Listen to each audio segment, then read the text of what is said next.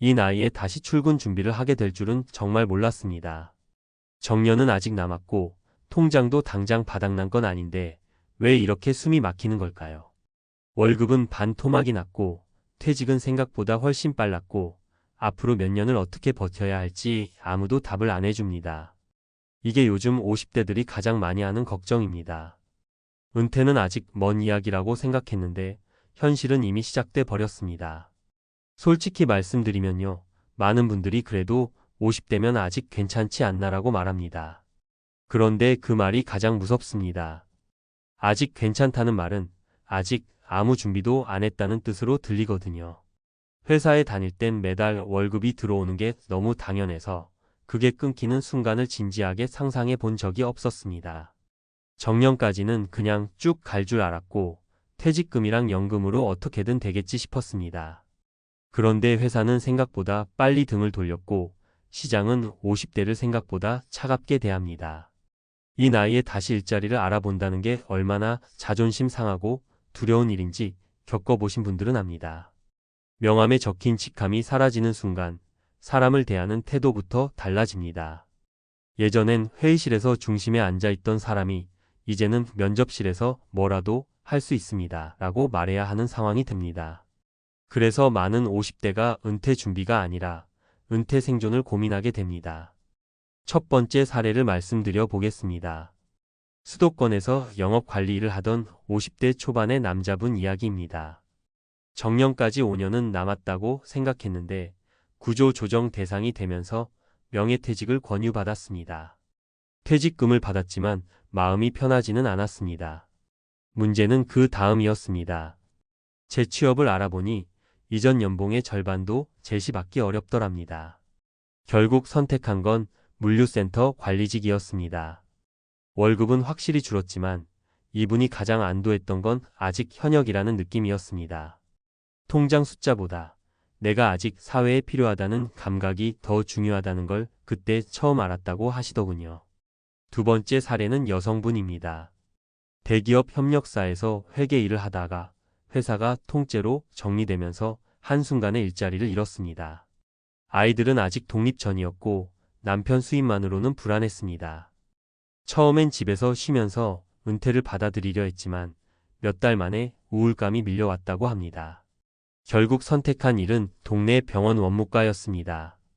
수입은 예전보다 훨씬 적었지만 생활 리듬이 생기고 사람을 만나는 것만으로도 삶이 다시 정리되는 느낌을 받았다고 합니다. 이분이 하신 말이 인상 깊었습니다. 돈도 중요하지만 아무 역할도 없는 사람이 되는 게 더 무섭더라고요. 세 번째 사례는 조금 다른 이야기입니다. 중견기업 기술직으로 오래 일하던 분인데 퇴직 후 바로 쉬지 않고 계약직 자문 형태로 일을 이어갔습니다. 수입은 줄었지만 일을 완전히 끊지 않은 덕분에 은퇴에 대한 공포가 훨씬 덜했다고 합니다. 이분은 은퇴를 한 번에 끊어내는 게 아니라 속도를 줄이듯 넘어가야 한다고 말씀하시더군요. 갑자기 멈추면 몸도 마음도 같이 무너진다는 겁니다. 이 사례들의 공통점이 있습니다. 다들 원래 계획했던 은퇴 시점보다 훨씬 빨리 현실과 마주했다는 점입니다. 그리고 중요한 건 다시 일을 시작한 이유가 단순히 돈 때문만은 아니었다는 겁니다. 물론 수입은 중요합니다. 하지만 그보다 더 큰 건 불안입니다. 아무 소득도 없이 시간이 흘러가는 것에 대한 두려움, 사회에서 밀려났다는 느낌, 그리고 앞으로 더 나빠질 수 있다는 공포가 사람을 다시 일터로 끌어냅니다. 은퇴 준비를 이야기할 때 많은 분들이 숫자부터 계산합니다.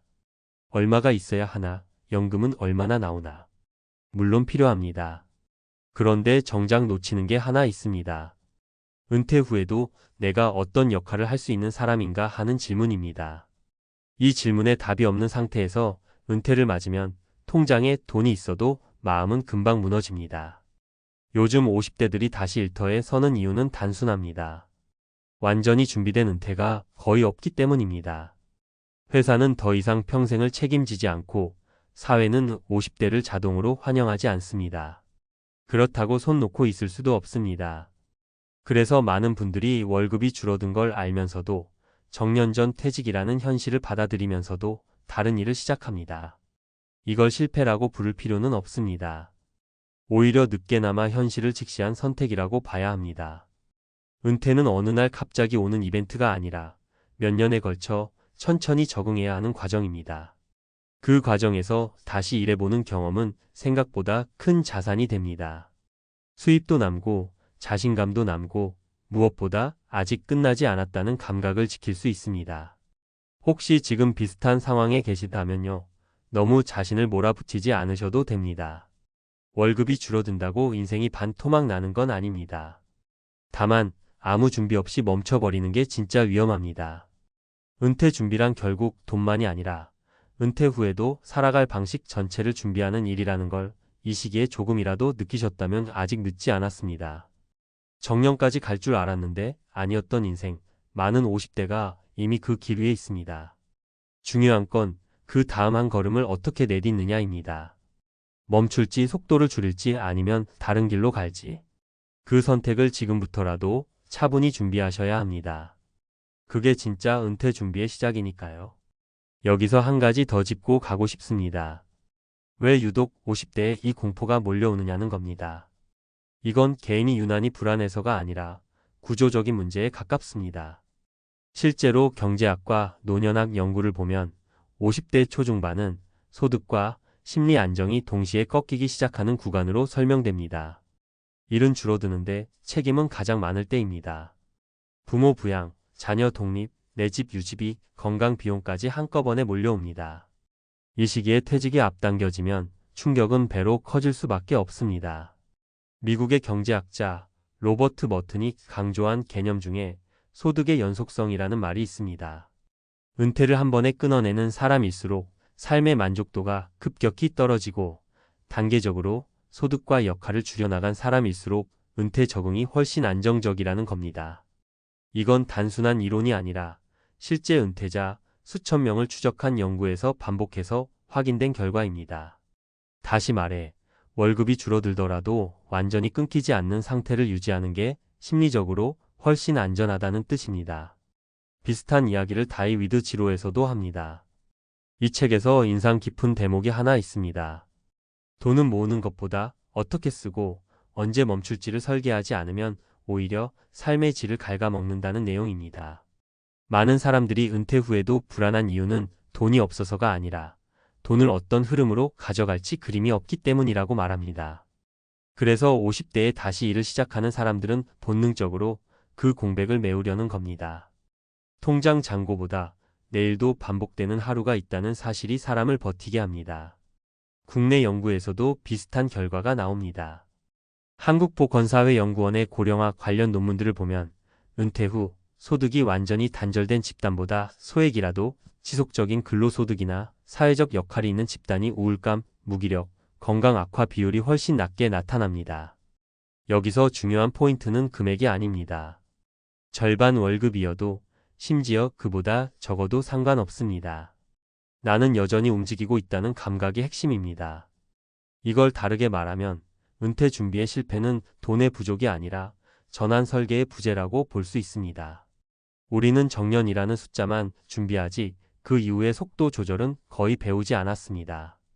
회사에서 갑자기 끊기듯 나오는 구조는 인간의 생애 리듬과 전혀 맞지 않습니다. 그래서 많은 50대가 은퇴를 맞이하자마자 불안, 분노, 자존감 붕괴를 동시에 겪습니다.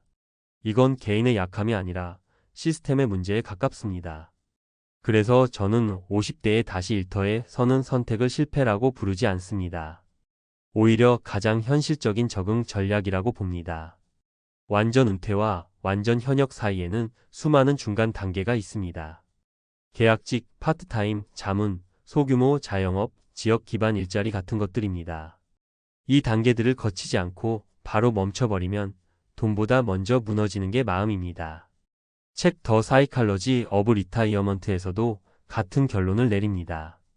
은퇴 후 가장 큰 리스크는 재정이 아니라 정체성 상실이라고 말합니다. 내가 누구인지 설명할 말이 사라질 때 사람은 생각보다 빨리 무너진다는 겁니다. 그래서 은퇴 후에도 스스로를 설명할 수 있는 한 줄의 역할이 필요합니다. 나는 아직 일한다. 나는 여기에 쓰임이 있다.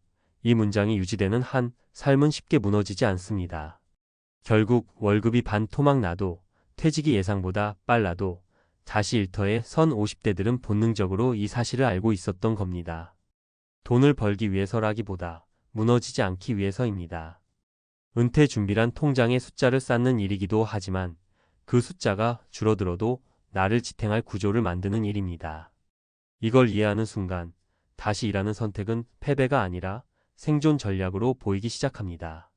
지금 이 글을 읽고 계신 분도 아마 비슷한 고민을 하고 계실 겁니다. 정년은 아직인데 마음은 이미 불안해졌다면 그건 이상한 신호가 아닙니다. 오히려 지금이 전환을 설계해야 할 시점이라는 신호일 수 있습니다. 은퇴는 멈춤이 아니라 속도를 바꾸는 일이라는 걸요. 이 관점 하나만 바뀌어도 50대 이후의 삶은 훨씬 덜 무서워질 수 있습니다. 아침에 눈을 떴는데요. 아직 쉰 지는 한참 됐고 통장은 줄어들 줄 알았는데 오히려 숫자가 그대로이거나 조금씩 늘어 있습니다. 이 장면이 남 얘기처럼 들리시면 솔직히 그게 정상입니다. 왜냐하면 대부분은 이렇게 생각하시거든요. 30에 은퇴하면 40에 불안해지고 50에 무너진다.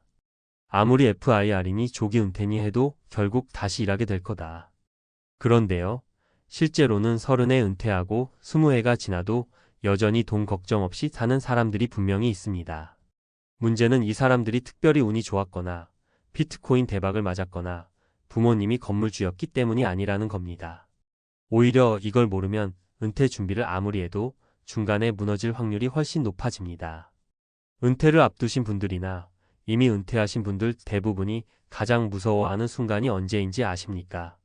통장 잔고가 줄어드는 걸 처음 체감하는 날입니다. 회사 다닐 때는 월급이 들어오니까 지출이 있어도 불안하지 않습니다. 그런데 은퇴하고 나서 처음으로 이번 달은 마이너스네라는 생각이 들면 그때부터 머릿속이 온통 돈 생각으로 가득 차기 시작합니다. 오늘 커피 한 잔이 아깝고 여행 계획이 부담스럽고 심지어 쉬고 있는 자신이 죄인처럼 느껴집니다.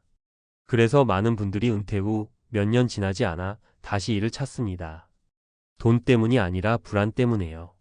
그런데 30에 은퇴해서 이 공포를 겪지 않고 20년을 버틴 사람들은 출발점부터 다릅니다. 이 사람들은 은퇴를 돈을 얼마나 모았느냐로 정의하지 않았습니다. 대신 내가 통제할 수 없는 지출이 얼마나 되느냐를 먼저 계산했습니다. 다시 말해 수익률이 아니라 생활 구조를 먼저 만들었습니다. 첫 번째 사례를 하나 말씀드리겠습니다. 이 사람은 IT 회사에서 일하다 30에 은퇴했습니다. 연봉이 엄청났던 것도 아닙니다. 대신 20 후반부터 집을 소유하지 않기로 결정했습니다. 집을 자산이 아니라 고정비 폭탄으로 봤거든요.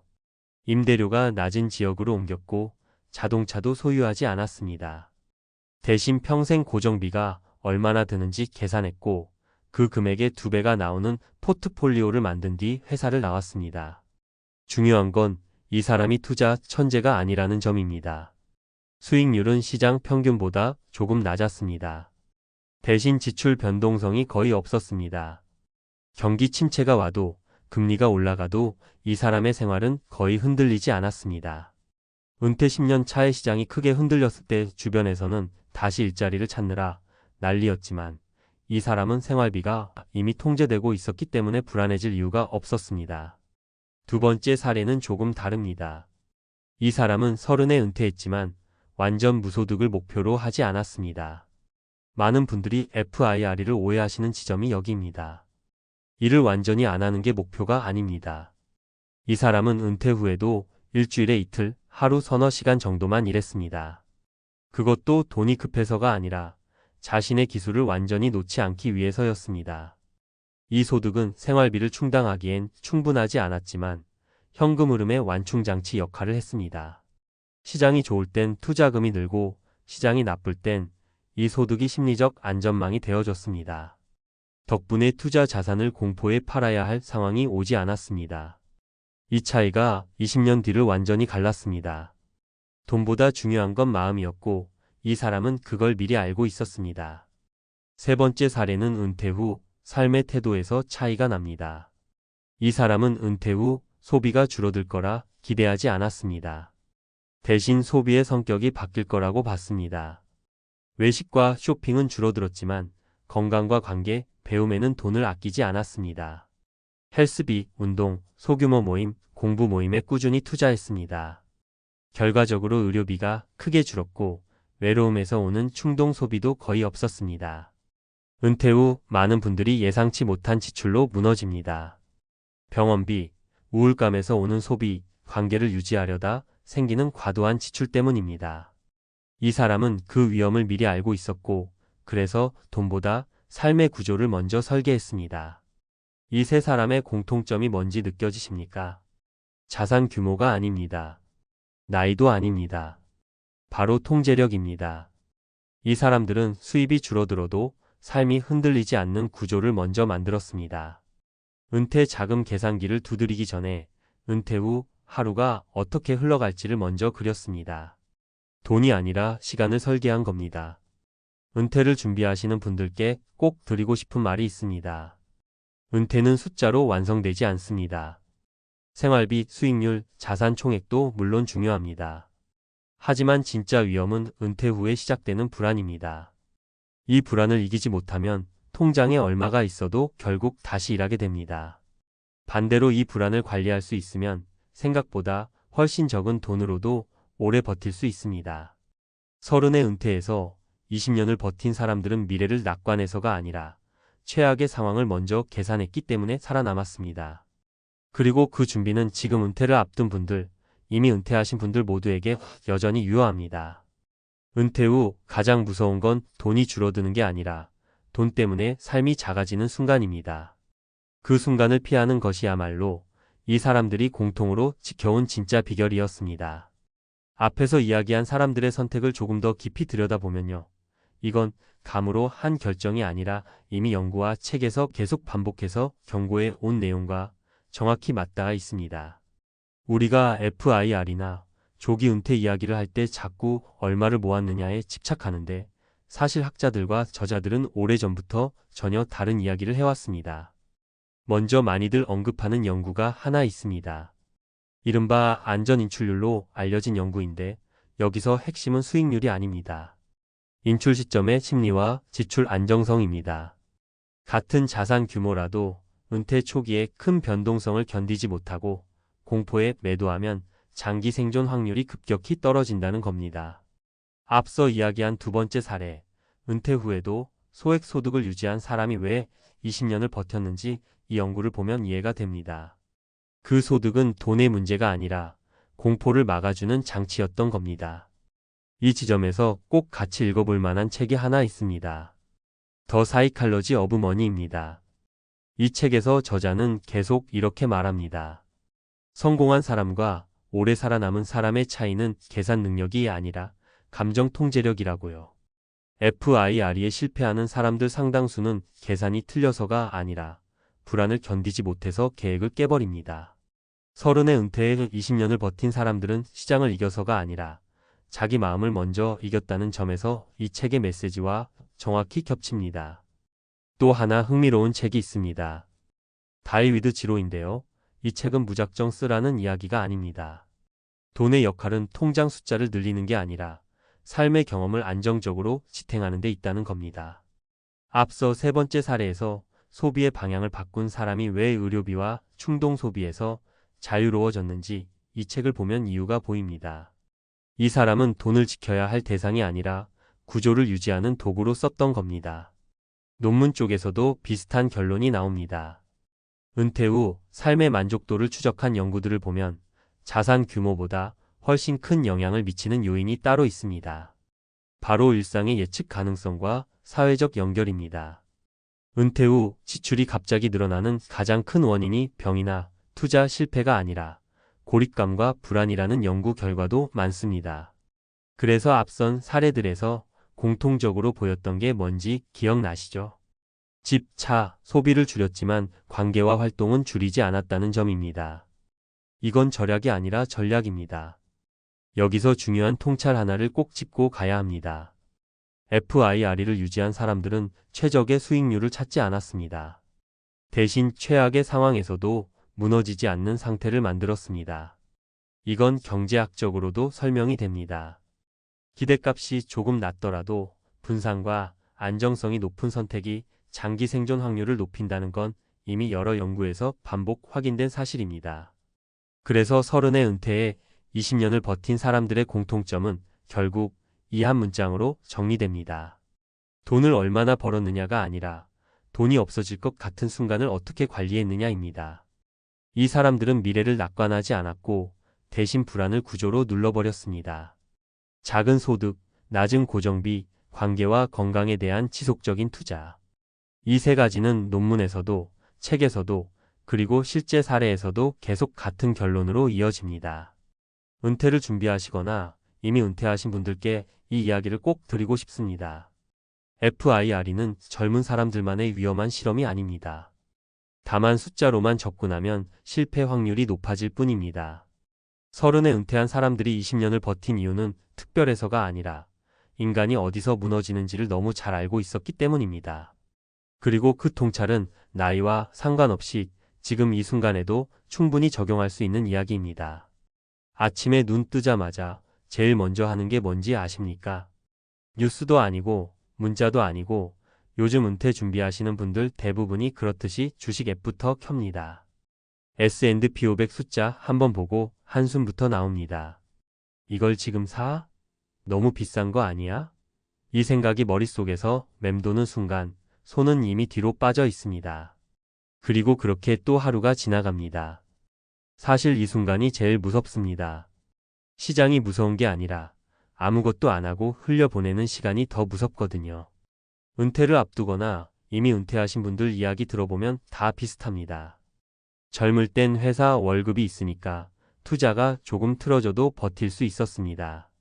하지만 은퇴라는 단어가 눈앞에 오면 생각이 완전히 달라집니다. 이 돈이 앞으로 10년, 20년을 버텨야 할 마지막 자산처럼 느껴지기 시작하니까요. 그러다 보니 S&P 500 지수 숫자가 높아 보이는 순간 머릿속에서는 자동으로 경고등이 켜집니다. 여기서 떨어지면 어쩌지? 지금 들어갔다가 은퇴 자금 깎이면? 이 공포가 손을 묶어버립니다. 그런데 재미있는 건요. 그렇게 망설이던 분들 대부분이 똑같은 이유로 손을 뗐다는 겁니다. 지금은 너무 비싸다. 이 말입니다. 10년 전에도 그랬고 5년 전에도 그랬고 작년에도 똑같았습니다. 그때마다 다들 말했습니다. 조정 오면 들어가야지. 그런데 그 조정이 와도 또 못 들어갑니다. 떨어지면 더 무서워지거든요. 이게 은퇴를 앞둔 사람들에게 가장 흔한 심리입니다. 손실에 대한 공포가 수익에 대한 기대를 완전히 눌러버리는 상태죠. 첫 번째 사례를 하나 말씀드려 보겠습니다. 50대 중반에 퇴직을 앞둔 김 씨 이야기입니다. 퇴직금 일부를 ETF로 굴려서 은퇴 후 생활비 보탬을 하려고 마음먹었습니다. S&P 500 이야기는 여기저기서 들었습니다. 결국 이게 답이다라는 말도 많이 들었죠. 그런데 막상 계좌를 열고 가격을 보니 겁이 났습니다. 이미 너무 오른 거 아니냐는 생각이 계속 들었습니다. 결국 그는 현금으로 들고만 있었습니다. 그러다 몇 년이 흘렀고 은퇴 후 생활비는 예상보다 빨리 줄어들기 시작했습니다. 뒤늦게 다시 S&P 500을 봤을 때 그는 이렇게 말하더군요. 그때가 제일 싸 보였어요. 문제는 시장이 아니라 타이밍에 대한 집착이었습니다. 두 번째 사례는 이미 은퇴한 박 씨입니다. 은퇴 직후 큰 변동성을 겪은 적이 있어서 주식에 대한 기억이 썩 좋지 않았습니다. 그래서 S&P 500이 고점 같아 보일 때마다 난 이미 은퇴했으니까 안전이 최고야 라고 스스로를 설득했습니다. 은행 예금으로만 자산을 굴렸죠. 처음엔 마음이 편했습니다. 하지만 몇 년 지나고 나니 물가가 무섭게 오르더군요. 생활비는 그대로인데 체감되는 부담은 점점 커졌습니다. 그제야 그는 깨달았습니다. 손실을 피한 게 아니라 조용히 가난해지고 있었구나. S&P 500을 안 산 대가가 눈에 보이지 않게 다가온 겁니다. 세 번째 사례는 좀 다릅니다. 이 씨는 은퇴 후에도 소액으로라도 시장에 계속 남아있던 분입니다. S&P 500이 비싸 보일 때도 싸 보일 때도 일정 금액을 꾸준히 넣었습니다. 처음엔 본인도 불안했다고 합니다. 이게 맞나? 싶은 순간이 한두 번이 아니었죠. 하지만 시간이 지나고 나서 돌아보니 가격이 아니라 계속 시장에 있었던 것이 가장 큰 차이를 만들었다고 말합니다. 은퇴 후에도 매달 들어오는 배당과 자산 증가를 보면서 심리적 안정감이 완전히 달라졌다고 하더군요. 이 세 사례를 놓고 보면 공통점이 분명합니다. S&P 500이 비싸 보인다는 느낌은 사실 숫자의 문제가 아니라 마음의 문제라는 겁니다. 특히 은퇴를 앞두거나 은퇴한 분들은 손실에 대한 공포가 훨씬 큽니다. 행동경제학에서도 이걸 손실회피 성향이라고 부르죠. 같은 금액이라도 얻는 기쁨보다 잃는 고통을 훨씬 크게 느끼는 겁니다. 그래서 가격이 높아 보이는 순간 뇌는 자동으로 위험이라고 판단합니다. 하지만 은퇴 준비나 은퇴 후 삶에서 중요한 건 단기 가격이 아닙니다. 시간입니다. 은퇴했다고 해서 투자 시간이 끝난 게 아닙니다. 평균적으로 은퇴 후에도 20년, 길게는 30년을 살아가야 합니다. 그 긴 시간 동안 자산이 물가를 이기지 못하면 생활은 점점 팍팍해질 수밖에 없습니다. S&P 500이 비싸 보이는 이유는 우리가 지금 이 순간만 보고 있기 때문입니다. 10년, 20년 단위로 보면 이야기가 완전히 달라집니다. 많은 분들이 은퇴 후에는 공격적인 투자는 안 된다고 말합니다. 맞는 말입니다. 하지만 공격적인 투자를 안 한다는 게 시장에서 완전히 손을 떼는 걸 의미하지는 않습니다. S&P 500을 전 재산처럼 몰빵하라는 이야기가 아닙니다. 다만 일정 비율이라도 성장 자산을 유지하지 않으면 은퇴 후 삶은 생각보다 빠르게 위축될 수 있습니다.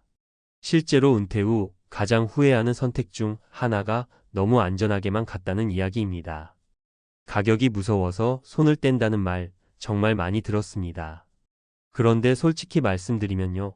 가격이 무서운 게 아니라 불확실한 미래가 무서운 겁니다. 이 돈으로 끝까지 버틸 수 있을까라는 불안이 S&P 500 숫자에 투영되는 거죠. 그래서 숫자를 탓하게 됩니다. 하지만 숫자는 늘 변합니다. 변하지 않는 건 우리의 시간과 생활비입니다.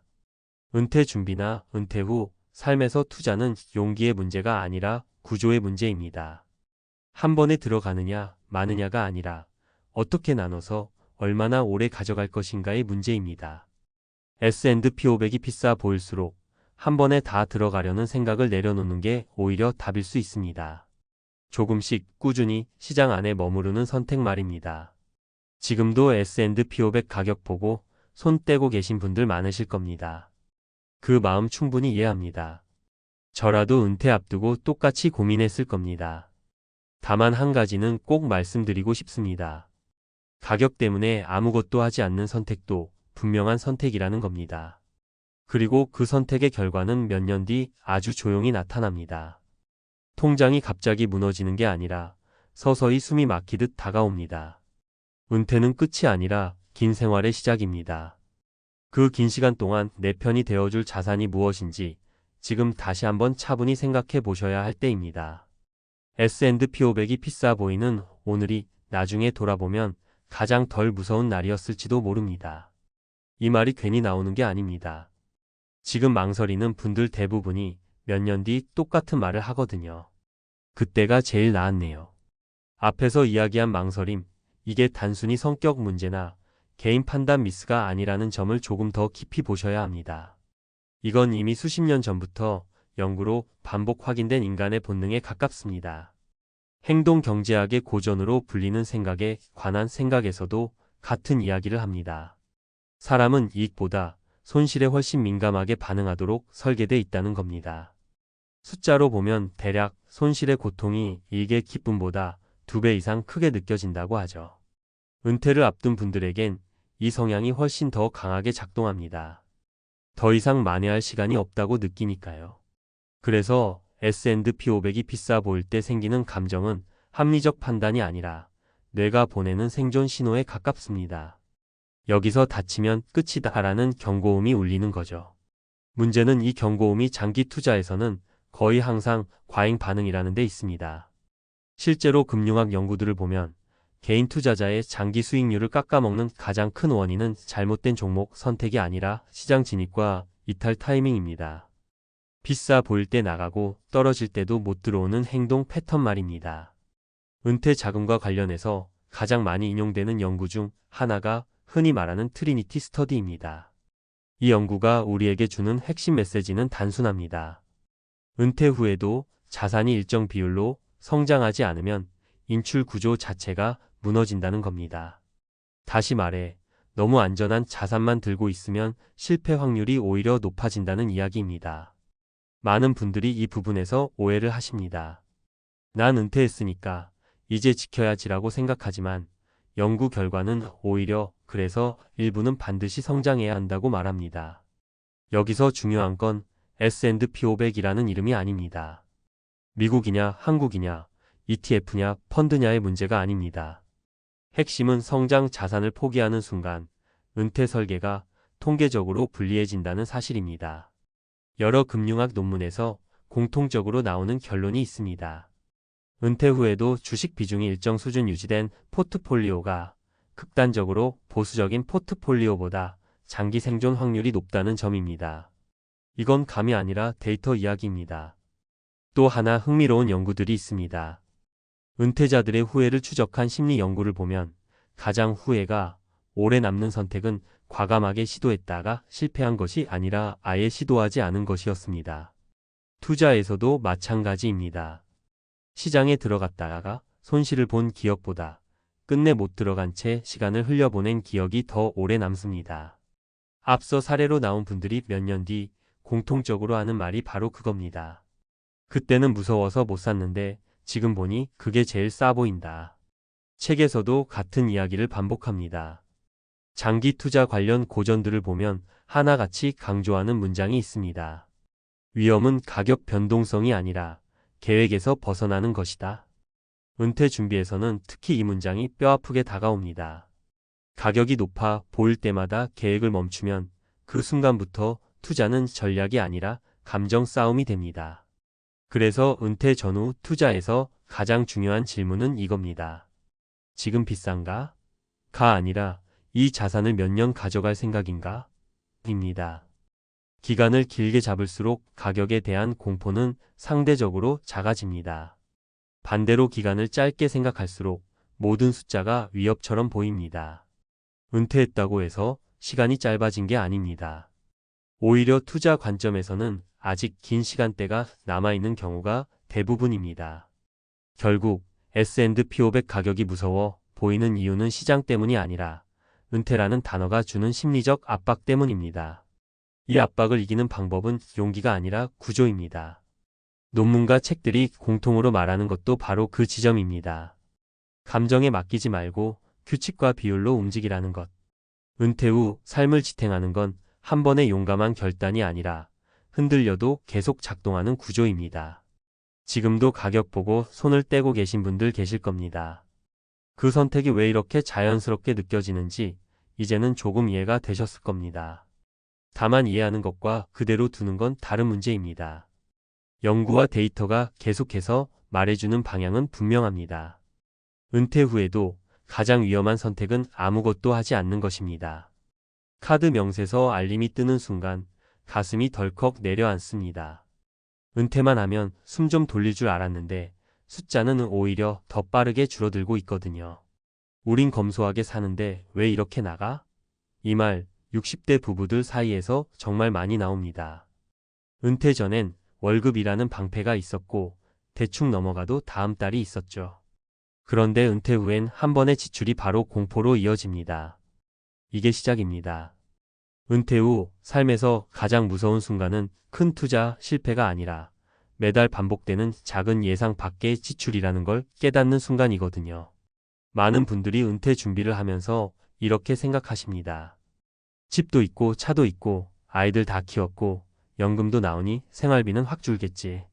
그런데 막상 은퇴하고 1년만 지나면 부부가 마주 앉아 같은 말을 합니다. 우리가 뭘 잘못 계산한 걸까? 이 질문의 답은 의외로 단순합니다. 줄어들 줄 알았던 지출이 안 줄어든 게 아니라 아예 다른 지출이 생겼기 때문입니다. 그것도 꽤 치명적인 것들로요. 첫 번째로 많이들 충격받는 게 병원과 건강 관련 지출입니다. 은퇴 전에는 회사 건강검진, 단체 보험, 직장 근처 병원 덕을 많이 봤습니다.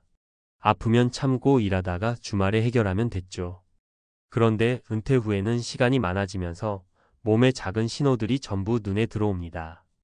허리, 무릎, 위, 혈압, 당뇨, 치아까지 하나씩 챙기다 보면 병원 가는 날이 일상이 됩니다. 문제는 이게 한 번에 끝나는 비용이 아니라는 겁니다. 약값은 매달 고정으로 나가고 비급여 검사나 치료는 생각보다 부담이 큽니다. 실제로 은퇴한 지 2년 된 한 부부는 큰 병은 없는데 병원비가 월세처럼 나간다고 하시더군요. 은퇴 전엔 상상도 못했던 구조입니다. 두 번째는 식비입니다. 은퇴하면 외식 줄고 집밥 늘 거라고 생각하시죠. 그런데 현실은 정반대인 경우가 많습니다.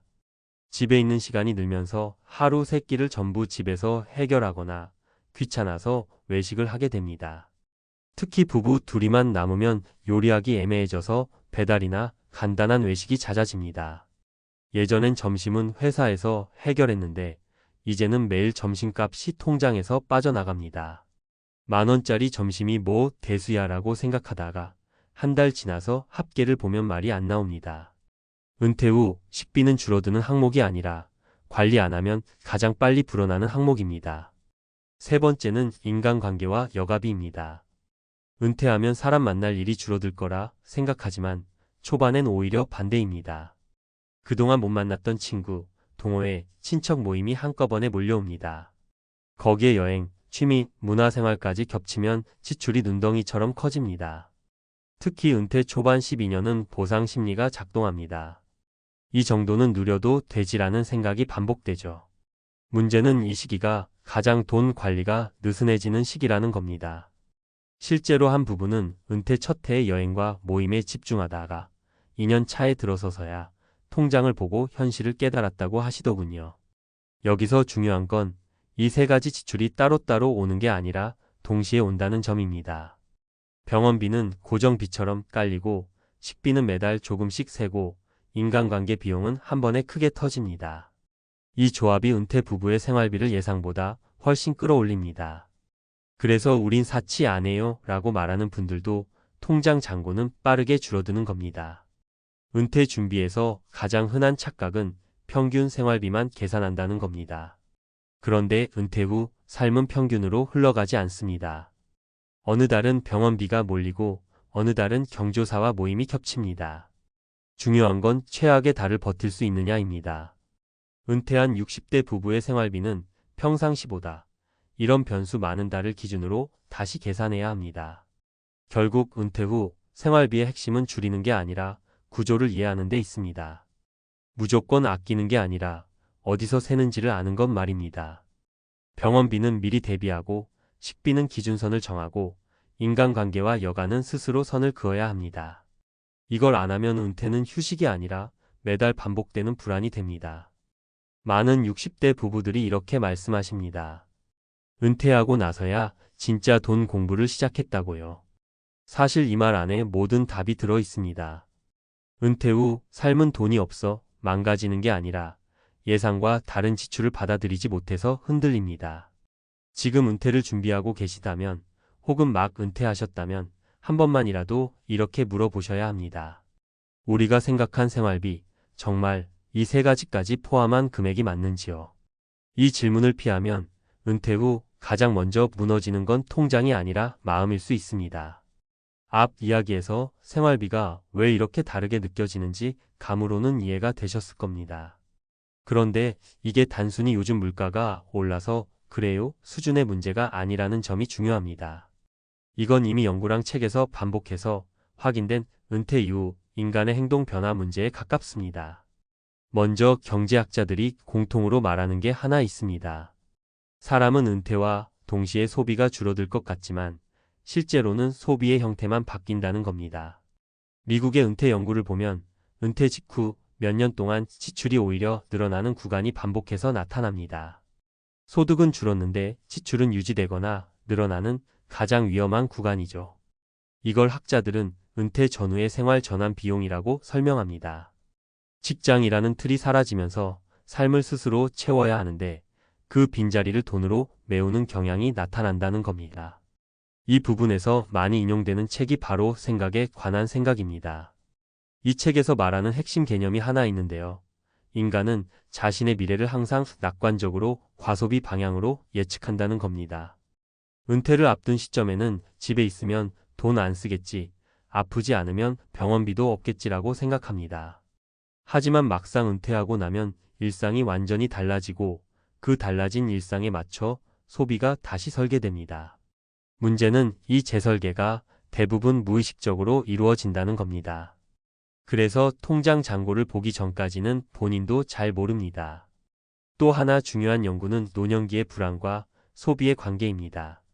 심리학 쪽 연구들을 보면 사람은 불안할수록 작은 확실성을 사는 소비를 합니다. 건강검진, 좋은 음식, 편한 외식, 짧은 여행 같은 것들이 대표적입니다.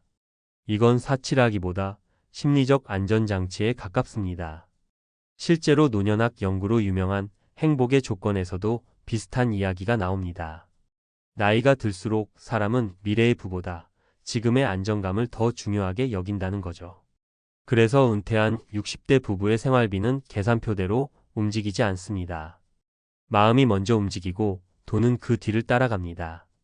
여기서 많은 분들이 착각하시는 게 있습니다.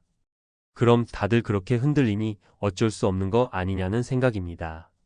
그런데 연구를 조금 더 들여다보면 갈림길은 분명히 존재합니다. 은퇴 후에도 생활비가 안정적으로 유지되는 부부들의 공통점은 딱 하나입니다. 돈을 줄이려고 애쓰기 전에 지출의 의미를 먼저 재정의했다는 점입니다. 병원비는 비용이 아니라 보험, 식비는 낭비가 아니라 생활 리듬, 인간관계 비용은 의무가 아니라 선택으로 바꿔 생각합니다. 이 관점 전환이 왜 중요하냐면 그래야 통제가 가능해지기 때문입니다. 연구에서도 확인되듯이 인간은 의미 없는 절약은 오래 못합니다. 반면 의미가 명확한 기준은 쉽게 지킵니다. 예를 들어 병원비를 무작정 줄이려 하면 불안이 커져서 오히려 다른 소비가 늘어납니다. 하지만 이 정도까지는 건강을 위한 필수 비용이라고 선을 긋는 순간 그 안에서는 마음이 안정됩니다. 이건 심리학과 행동경제학에서 공통으로 강조하는 부분입니다. 결국 은퇴 후 생활비 문제는 숫자의 문제가 아니라 구조와 인식의 문제입니다. 젊을 때는 소득이 문제를 덮어줬지만 은퇴 후에는 생각의 틀이 그대로 드러납니다. 그래서 은퇴하고 나서 통장이 흔들리는 분들은 게으르거나 계산을 못해서가 아닙니다. 인간으로서 너무 자연스러운 반응을 겪고 있는 겁니다. 중요한 건 이걸 미리 알고 대비하느냐, 아니면 통장이 줄어든 뒤에야 깨닫느냐의 차이입니다. 책과 논문이 반복해서 말하는 결론은 하나입니다. 은퇴 후 안정적인 삶은 더 많은 돈에서 오는 게 아니라 예상 밖 지출을 이미 알고 있는 상태에서 시작된다는 겁니다. 이 차이를 이해하는 순간 은퇴는 공포가 아니라 관리 가능한 현실이 됩니다. 평생 남들보다 더 벌었고 더 모았고 적어도 상위 10%라는 말에는 들어간다는 자산을 쥐고 퇴직했는데요. 회사 명함을 내려놓은 그 다음 달 카드값과 보험료, 관리비가 한꺼번에 빠져나간 통장을 보면서 처음으로 이런 생각이 든다고 하십니다. 이 돈으로 끝까지 갈 수 있을까? 이상하게도 그 순간부터 잠이 잘 안 옵니다. 숫자는 그대로인데 마음은 갑자기 가난해진 느낌이 드는 거죠. 퇴직 전까지는 다들 비슷합니다. 월급이라는 안전벨트가 있으니까요. 통장에 얼마가 있든 매달 들어오는 돈이 있다는 사실 하나만으로도 사람은 과감해집니다. 여행도 가고 차도 바꾸고 아이들 지원도 해주고 경조사도 빠지지 않습니다. 그런데 퇴직과 동시에 그 안전벨트가 풀리는 순간 같은 자산이 완전히 다른 얼굴로 보이기 시작합니다. 모아둔 돈이 자산이 아니라 남은 시간 동안 써야 할 생명줄로 바뀌는 순간입니다. 상위 10%라고 해도 이 함정에서 자유로운 사람은 많지 않습니다. 이유는 단순합니다. 자산의 크기보다 구조가 더 중요하기 때문입니다. 겉으로 보기엔 수억, 많게는 10억 가까운 자산을 가지고 있어도 막상 현금으로 매달 들어오는 돈이 없으면 불안은 순식간에 커집니다. 특히 우리나라 은퇴자들의 자산 구조는 집 한 채에 지나치게 쏠려 있는 경우가 많습니다. 살고 있는 집이 시세로는 비싸 보이지만 그 집이 당장 생활비를 만들어주지는 않거든요. 첫 번째 사례를 한번 보겠습니다. 50대 후반에 퇴직한 김모 씨 이야기입니다. 대기업에서 30년 넘게 근무했고 강남에 아파트 한 채, 현금성 자산도 어느 정도 갖추고 있었습니다. 주변에서는 다들 부럽다고 했습니다. 문제는 퇴직 후였습니다. 생활비는 예전 수준을 거의 유지했는데 월급이 끊기자 매달 통장에서 빠져나가는 돈이 눈에 들어오기 시작했습니다. 의료보험료, 재산세, 관리비, 자녀 결혼 지원까지 겹치면서 생각보다 빠르게 현금이 줄어들었습니다. 집은 있지만 팔 수는 없고 전세를 주자니 이사 갈 곳이 마땅치 않았습니다. 결국 김 씨는 상위 10% 자산가라는 타이틀을 가진 채 매달 통장 잔고를 계산하며 불안 속에 살게 되셨습니다. 두 번째는 자영업을 오래 하다 은퇴한 박모 부부 사례입니다. 젊을 때 장사가 잘 돼 건물 한 채를 마련했고 그게 노후의 전부라고 생각하셨습니다. 문제는 건물 수익이 생각보다 불안정했다는 점입니다. 공실이 생기고 임차인이 바뀔 때마다 수리비가 들고 대출 이자는 계속 나갔습니다. 퇴직 전에는 가게 수입으로 이런 변동성을 감당했지만 은퇴 후에는 작은 변수 하나에도 생활이 흔들렸습니다. 자산 가치는 컸지만 매달 손에 쥐는 돈은 들쭉날쭉했습니다. 결국 부부는 외식도 줄이고 여행도 포기하면서 부자 노후와는 거리가 먼 생활을 하게 되셨습니다. 세 번째는 전문직으로 일하다 일찍 은퇴한 이모 씨 이야기입니다.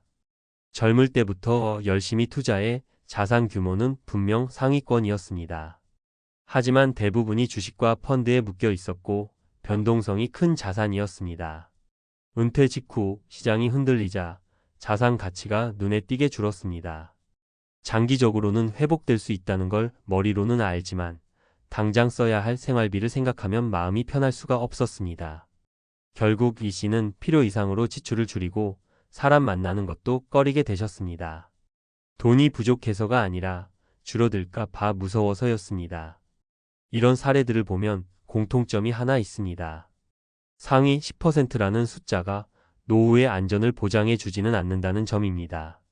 은퇴 후 삶에서는 총 자산보다 현금 흐름 그리고 지출을 감당할 수 있다는 심리적 안정이 훨씬 중요해집니다. 퇴직 전에는 얼마나 모았느냐가 기준이었다면 퇴직 후에는 얼마나 오래 버틸 수 있느냐가 기준이 됩니다. 또 하나 간과하기 쉬운 부분이 있습니다.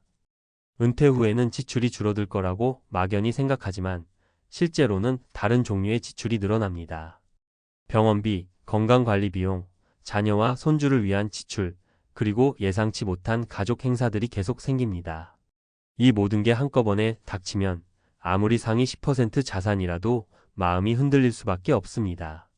그래서 은퇴 준비에서 정말 중요한 건 숫자 하나에 안심하지 않는 태도입니다. 주변에서 누군가 상위 10%라고 말해주면 그 말에 위로받기보다는 한 번 더 점검해 보셔야 합니다. 지금 가진 자산이 매달 나를 먹여 살려줄 수 있는 구조인지 아니면 언젠가는 깎아 먹어야 하는 덩어리인지 말입니다. 은퇴 후 삶은 돈의 크기보다 돈과 함께 살아가는 방식에서 갈립니다. 많이 모은 분들일수록 오히려 불안해하시는 이유가 여기 있습니다. 잃을 게 많기 때문입니다. 그래서 진짜 노후 준비는 상위 몇 %에 들어가는 게 아니라 퇴직 후에도 통장을 덜 들여다보게 만드는 구조를 만드는 데 있습니다. 그걸 준비하지 않으면 상위 10% 통장을 들고도 흔들리는 순간은 누구에게나 찾아옵니다. 앞에서 이야기한 불안은 기분 문제나 성격 문제가 아닙니다. 이건 꽤 오래전부터 연구로 반복해서 확인된 현상입니다. 많은 분들이 내가 괜히 겁을 먹는 건가 하고 자신을 탓하시는데요. 논문을 조금만 들여다보면 오히려 그 불안이 너무 정상적이라는 걸 알게 됩니다. 미국과 유럽에서 은퇴자를 대상으로 한 여러 연구를 보면 은퇴 직후 가장 크게 증가하는 감정이 재정 불안입니다. 소득이 끊기는 순간 자산이 아무리 많아도 뇌는 이걸 위험 신호로 받아들인다는 거죠. 행동경제학에서는 이를 소득 중단 충격이라고 부릅니다. 월급이라는 자동 수입이 사라지면 인간은 자산의 절대 크기보다 감소 속도에 더 민감해진다는 겁니다. 쉽게 말해 1,000만 원이 늘어나는 기쁨보다 1,000만 원이 줄어드는 공포가 훨씬 크다는 거죠. 이와 관련해 은퇴 연구로 유명한 리타이어먼트 플래닝 가이드북에서는 아주 인상적인 표현이 나옵니다. 은퇴 전 자산은 성과의 기록이지만 은퇴 후 자산은 미래의 연료라는 겁니다. 기록일 때는 많을수록 자부심이 생기지만 연료가 되는 순간부터는 언제 바닥날지 계산하게 됩니다. 상위 10% 자산가들이 오히려 더 불안해지는 이유가 바로 여기 있습니다. 연료 탱크가 크다는 건 그만큼 소모를 의식하게 된다는 뜻이기도 하거든요. 또 하나 중요한 연구가 있습니다. 노후 생활 만족도를 분석한 여러 논문을 보면 총 자산 규모와 행복도의 상관관계는 생각보다 약합니다. 대신 매달 안정적으로 들어오는 현금 흐름이 있는 사람들의 만족도는 훨씬 높게 나타납니다. 집 한 채를 더 가진 사람보다 금액은 작아도 예측 가능한 수입이 있는 사람이 마음이 편하다는 결과가 반복해서 나옵니다. 이건 한국 은퇴자에게 특히 치명적인 부분입니다. 자산은 많은데 매달 들어오는 돈은 국민연금 하나뿐인 구조가 워낙 흔하기 때문입니다. 심리학 쪽 연구를 보면 더 씁쓸해집니다. 은퇴 후 자산이 많은 사람일수록 지출을 줄이는 경향이 강하다는 결과도 있습니다. 돈이 없어서가 아니라 잃는 게 무서워서입니다. 이걸 보유 회피 성향이라고 부르는데요. 가진 것이 클수록 그것을 지키려는 본능이 강해집니다. 그래서 상위 10%임에도 불구하고 여행을 미루고 사람 만나는 걸 줄이고 삶의 반경이 오히려 좁아지는 분들이 많아집니다. 숫자는 부자인데 체감 삶은 가난해지는 아이러니가 생기는 겁니다. 책과 논문들이 공통적으로 말하는 결론은 하나입니다. 은퇴 준비의 핵심은 얼마를 모았느냐가 아니라 불안을 어떻게 관리할 구조를 만들었느냐입니다. 현금 흐름, 지출의 유연성, 그리고 최악의 상황에서도 버틸 수 있다는 확신. 이 세 가지가 갖춰지지 않으면 자산 상위 10%도 은퇴 후 흔들릴 수밖에 없습니다. 그래서 진짜 위험한 건 돈이 부족한 노후가 아니라 구조 없이 많은 돈을 들고 은퇴하는 겁니다. 숫자는 크지만 방향이 없을 때 그 돈은 든든한 방패가 아니라 매일 확인해야 하는 공포의 대상이 됩니다. 은퇴 후 삶에서 가장 큰 차이는 결국 여기서 갈립니다. 통장 잔고가 아니라 그 통장을 덜 들여다보게 만드는 설계 말입니다. 그 설계가 없는 한 상위 10%라는 말은 노후를 지켜주는 보험이 아니라 불안을 더 크게 만드는 착각이 될 수 있습니다. 가게 문을 닫고 불을 끄는 순간 머릿속이 하얘졌다고 하시더군요. 오늘도 손님은 3팀뿐이었고 카드 알림은 밀린 대출이자 빠져나갔다는 문자였습니다. 이 나이에 다시 일하는 게 무서운 게 아니라 이제 도망갈 곳이 없다는 게 무섭더라고요. 은퇴하면 조금은 숨 돌릴 수 있을 줄 알았는데 62세에 시작한 작은 가게는 노후를 지켜주지 않았고 대신 빚이라는 이름의 공포를 남겼습니다. 솔직히 많은 분들이 비슷한 마음이셨을 겁니다. 회사 그만두면 사람들 눈치 안 보고 작게라도 내 가게 하나 운영하면서 하루하루 버티면 되지 않겠느냐는 생각 말입니다. 자영업은 젊을 때나 힘들지 은퇴 후에는 규모 줄여서 하면 괜찮을 거라는 막연한 기대도 있었을 테고요. 그런데 막상 은퇴 후에 창업은 작다는 이유로 더 위험해지는 경우가 많습니다. 체력이 줄어든 상태에서 실패를 만회할 시간도 없고 자본을 다시 모을 기회도 거의 없기 때문입니다. 이야기 하나 드리겠습니다. 경기도 외곽에서 30년 넘게 사무직으로 일하다 퇴직한 63세 김모 씨 이야기입니다. 퇴직금 일부와 대출을 보태 동네 상가에 분식집을 열었습니다. 임대료도 싸고 동네라 고정 손님만 있으면 된다 싶었답니다. 처음 석 달은 친척, 지인 덕에 장사가 되는 듯 보였죠. 문제는 그 다음이었습니다. 원재료비는 오르고 배달앱 수수료가 붙고 하루 매출이 20만 원도 안 되는 날이 늘어났습니다. 김 씨는 그만두면 손해가 확정되는 것 같아서 1년을 버텼고 그 사이 대출은 더 늘었습니다. 결국 가게를 정리했을 때 남은 건 권리금도 안 되는 집기와 매달 갚아야 할 빚이었습니다. 은퇴 후의 창업이 아니라 은퇴 후의 빚 관리가 시작된 셈이었죠. 또 다른 사례도 있습니다. 61세 박 모 씨는 퇴직 후 커피를 좋아한다는 이유로 작은 카페를 열었습니다. 프랜차이즈는 부담돼 개인 카페로 시작했죠. 인테리어를 최소로 하고 본인이 직접 바리스타로 서면 괜찮을 줄 알았습니다. 하지만 현실은 달랐습니다. 하루 종일 서 있는 게 생각보다 너무 힘들었고 주말엔 쉬지도 못했습니다. 손님이 없는 시간에도 전기세, 임대료는 그대로 나갔고 비 오는 날은 매출이 거의 제로였습니다. 박 씨는 회사 다닐 때는 힘들어도 월급이 찍혔는데 가게는 하루하루가 시험 같았다고 하셨습니다. 결국 건강이 먼저 무너졌고 병원비까지 겹치면서 적자는 눈덩이처럼 불어났습니다. 여기서 중요한 포인트가 하나 있습니다. 은퇴 후 창업이 무너지는 이유는 아이디어가 부족해서도 노력이 부족해서도 아닌 경우가 많다는 점입니다. 가장 큰 이유는 고정비와 시간 리스크를 과소평가하기 때문입니다. 매달 무조건 나가는 돈이 얼마인지, 장사가 안 되는 달이 몇 달 이어지면 버틸 수 있는지 이걸 냉정하게 계산하지 않고 시작하는 경우가 정말 많습니다. 은퇴 전에는 월급이라는 안전망이 있었지만 은퇴 후에는 그 안전망이 완전히 사라진 상태에서 시작하는 게임이라는 걸 자주 있습니다. 세 번째 사례는 조금 다릅니다. 64세 이 모 씨는 은퇴 후 작은 철물점을 인수했습니다. 이전 사장이 장사가 잘 된다고 했고 단골도 많다길래 믿었습니다. 문제는 잘 된다의 기준이 달랐다는 겁니다. 이전 사장은 가게 건물이 자기 것이었고 이 씨는 임대료를 내야 했습니다. 이전 사장은 혼자 운영했지만 이 씨는 허리가 안 좋아 아르바이트를 써야 했습니다. 구조가 달라지니 수익은 바로 마이너스로 돌아섰습니다. 이 씨는 같은 가게라도 조건이 바뀌면 완전히 다른 사업이 되더라고 말했습니다. 결국 2년을 버티다 가게를 넘겼고 노후 자금은 크게 줄어들었습니다. 이런 이야기들을 듣다 보면 한 가지 공통점이 보입니다. 은퇴 후 창업은 소득을 늘리기 위한 선택이 아니라 대부분 불안을 달래기 위한 선택이라는 점입니다. 가만히 있으면 돈이 줄어드는 게 눈에 보이니 뭔가 해야 할 것 같아서 시작하는 경우가 많습니다. 하지만 그 불안을 잘못된 방식으로 해결하면 불안은 더 커져서 돌아옵니다. 은퇴 준비나 은퇴 후 삶에서 가장 중요한 건 수익률이 아니라 생존율입니다. 매달 큰 돈을 벌지 않아도 절대 무너지지 않는 구조가 더 중요합니다. 가게를 열기 전에 최소한 스스로에게 물어봐야 합니다. 이 가게가 석 달, 6달, 1년 동안 적자가 나도 버틸 수 있는지, 몸이 아파 쉬어야 할 때도 돈이 계속 나가지 않는 구조인지 말입니다.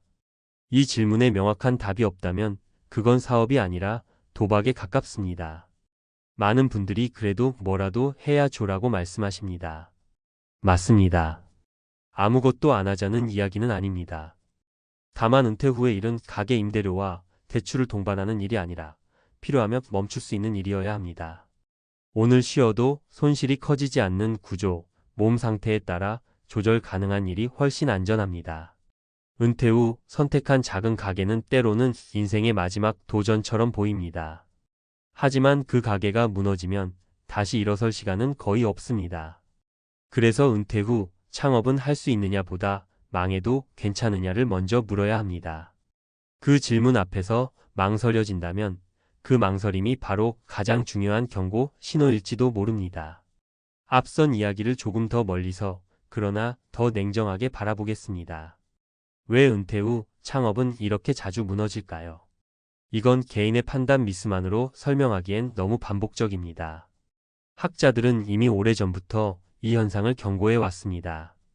노벨 경제학상을 받은 생각에 관한 생각에서 다니엘 카너먼은 인간이 미래를 예측할 때 구조적으로 낙관 편향에 빠진다고 말합니다. 특히 자신이 직접 통제한다고 느끼는 영역일수록 실패 확률을 과소평가합니다. 은퇴 후 가게 창업이 딱 그렇습니다.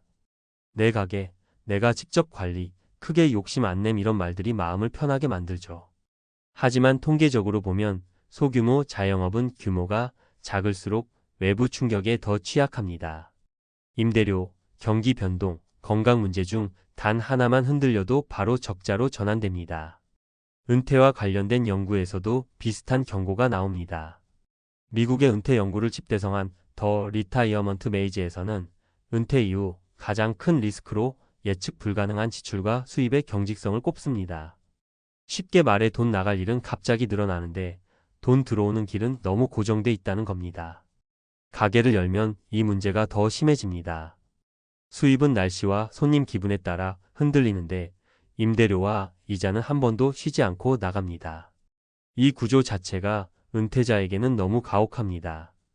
또 하나 중요한 연구가 있습니다.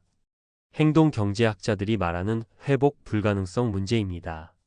젊을 때의 실패는 시간이 해결해주지만 은퇴 후의 실패는 시간이 오히려 적입니다. 학술지에 실린 여러 은퇴 관련 논문들은 은퇴 후 자영업 실패가 자산 감소뿐 아니라 우울감, 건강 악화, 사회적 고립으로까지 이어질 확률이 높다고 말합니다. 단순히 돈 문제로 끝나지 않는다는 이야기입니다. 가게를 접은 뒤 내가 쓸모없는 사람이 된 것 같다는 감정을 겪는 분들이 생각보다 많습니다. 여기서 핵심은 아주 단순합니다. 은퇴 후 삶에서는 수익을 극대화하는 선택보다 실패를 통제하는 선택이 훨씬 중요합니다.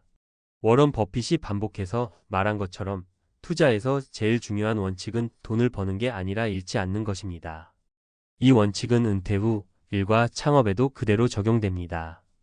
매달 많이 벌 수 있는 구조보다 아예 크게 잃을 가능성이 없는 구조가 더 낫습니다.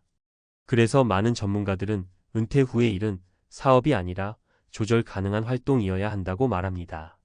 오늘 쉬어도 고정비가 거의 늘지 않고 몸이 아프면 멈출 수 있고 안 맞으면 접어도 인생 전체가 흔들리지 않는 형태 말입니다. 책과 논문에서 공통으로 나오는 조언은 하나입니다. 은퇴 후에는 기회를 찾기보다 리스크를 줄이는 데 에너지를 쓰라는 겁니다. 은퇴 후 작은 가게가 위험한 이유는 작아서가 아니라 되돌릴 수 없기 때문입니다. 다시 월급으로 돌아갈 길이 없는 시점에서 매달 손실이 자동으로 발생하는 선택을 했다는 사실이 가장 무서운 지점입니다. 그래서 은퇴 후 창업을 고민하신다면 이게 잘 되면 어떡하지?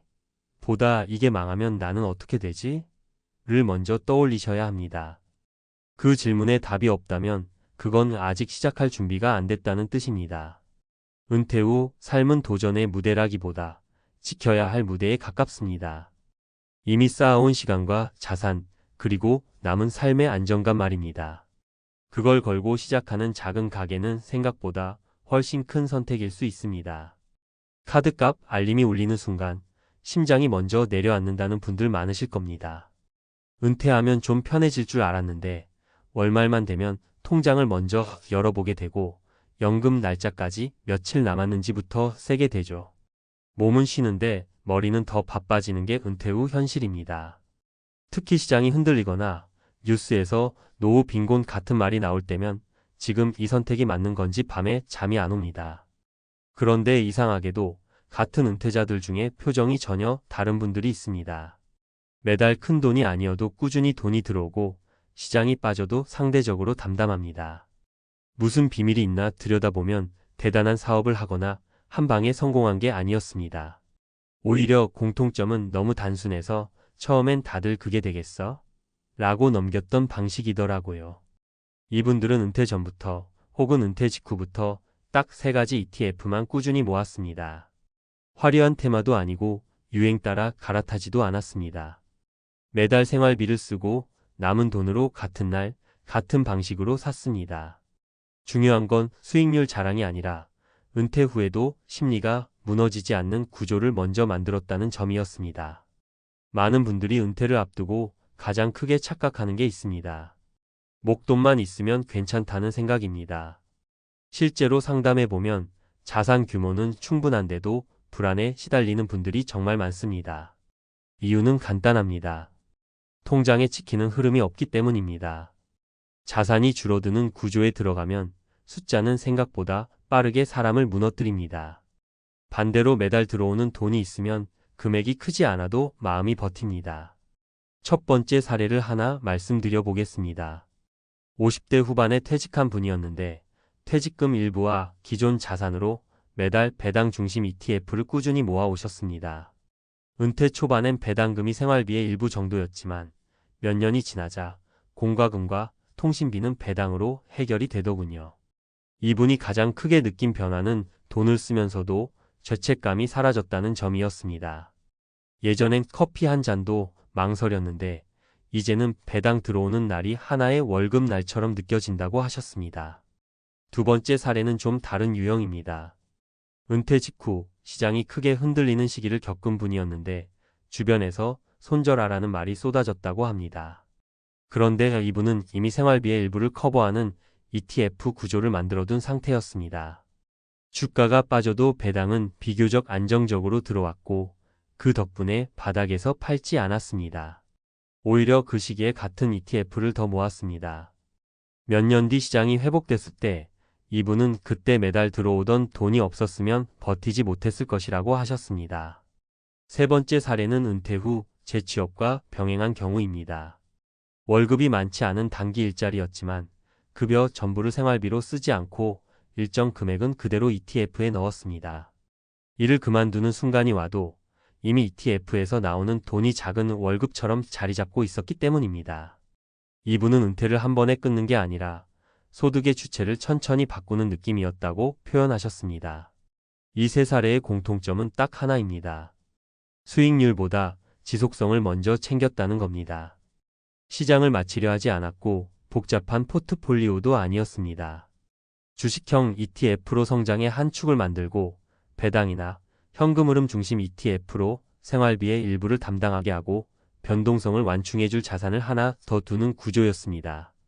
은퇴 후 투자에서 가장 무서운 건 손실 그 자체보다 손실을 견디지 못하게 만드는 심리입니다. 매달 들어오는 돈이 없는 상태에서 자산이 줄어들면 사람은 합리적인 판단을 하기 어렵습니다. 반대로 이번 달에도 이만큼은 들어온다는 확신이 있으면 시장이 흔들려도 생각보다 차분해집니다. 그래서 이분들은 ETF를 투자 상품이 아니라 연금처럼 다루는 통장으로 생각했습니다. 가격이 오르내리는 건 부차적인 문제였고 중요한 건 매달 같은 행동을 반복하는 것이었습니다. 이 단순함이 은퇴 후 삶에서는 가장 강력한 무기가 됩니다. 은퇴 준비든 이미 은퇴한 이후든 결국 질문은 하나로 모입니다. 나는 매달 어떤 돈으로 살아갈 것인가? 이 질문에 답이 없는 상태에서 자산 규모만 키우면 불안은 줄지 않습니다. 하지만 크지 않아도 꾸준히 들어오는 구조를 만들어두면 은퇴 후 삶의 표정이 달라집니다. 지금 당장 완벽할 필요는 없습니다. 세 가지 ETF를 정해두고 매달 같은 날 같은 방식으로 모으는 것, 그 단순한 반복이 은퇴 후 경제적 자유의 출발점이 됩니다. 돈이 많아서 가능한 게 아니라 구조를 먼저 만들었기 때문에 가능한 이야기였습니다. 앞에서 세 가지 ETF를 연금처럼 다루는 통장으로 써라라고 말씀드렸잖아요. 이게 그냥 유튜브식 구호가 아니라 은퇴 연구들이 계속 같은 방향을 가리키기 때문에 더 무섭고도 현실적인 얘기입니다. 은퇴 후에 자산이 무너지는 진짜 이유는 대개 수익률이 낮아서가 아니라 초반 몇 년의 시장이 꺾였을 때 생활비 인출이 겹치면서 회복할 힘을 잃는 구조 때문이거든요. 이걸 학계에서는 수익률 순서 위험이라고 부르는데 같은 평균 수익률이라도 은퇴 초반에 하락장이 오면 결과가 완전히 달라진다는 겁니다. 이 포인트는 은퇴 인출 연구에서 아주 반복적으로 나옵니다. 그래서 매달 돈이 들어오는 느낌이 왜 중요하냐면요.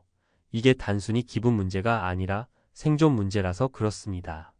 BNGN의 고전적인 안전인출률 연구나 이른바 트리니티 연구로 불리는 COOLEY HUBBA RDWALG 계열 연구가 공통으로 보여주는 건 은퇴 포트폴리오에서 인출이 시작되는 순간부터 게임의 규칙이 바뀐다는 사실입니다. 쌓아 올릴 때는 변동성이 그냥 숫자였지만 꺼내 쓰기 시작하면 변동성이 현금 고갈로 번역됩니다. 여기서 세 가지 ETF가 갖는 힘은 맞추는 투자가 아니라 버티는 구조를 만들기 쉽다는 데 있어요.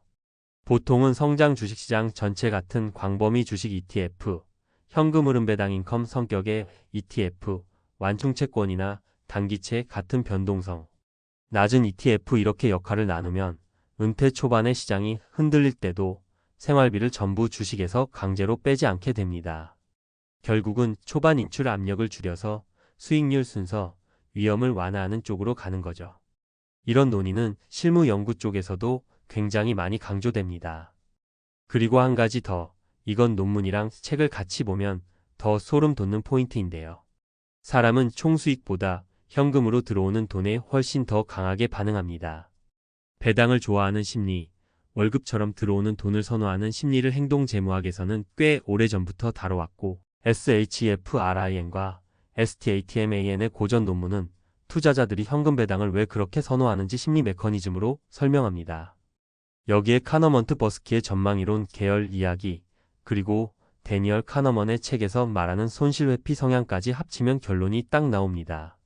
사람은 손실을 보면 계획을 유지하기보다 고통을 끊기 위해 매도를 선택하기 쉽고 은퇴 초반 하락장은 그 버튼을 가장 세게 누릅니다. 그러니까 세 가지 ETF의 진짜 목적은 배당 많이 받자가 아니라 내 뇌가 공포에 휘둘릴 때도 자동으로 굴러가는 레일을 깔아두는 겁니다. 매달 들어오는 현금 흐름이 있으면 똑같은 하락장을 만나도 이번 달 카드값은 이걸로 메우자라는 선택지가 생기고 그 선택지가 결국 바닥 매도를 막아줍니다. 반대로 현금 흐름이 없으면 생활비 때문에 어쩔 수 없이 성장 자산을 팔게 되고 그게 누적되면 회복장에서 내 지분이 줄어들어 버립니다. 그게 은퇴자에게 가장 잔인한 시나리오죠. 마지막으로 한마디만 더 드리면요. 세 가지 ETF만이라는 말은 단순화의 기술이기도 합니다. 은퇴 후에는 정보가 많을수록 불안이 커집니다. 자꾸 바꾸고 싶고 갈아타고 싶고 남들 수익 인증을 보면 심장이 흔들립니다. 그런데 규칙이 단순하면 내가 흔들릴 때 할 일이 딱 하나로 줄어듭니다. 그냥 하던 대로 모으는 것. 그 한 가지가 은퇴 후 삶을 지켜주는 경우가 정말 많습니다.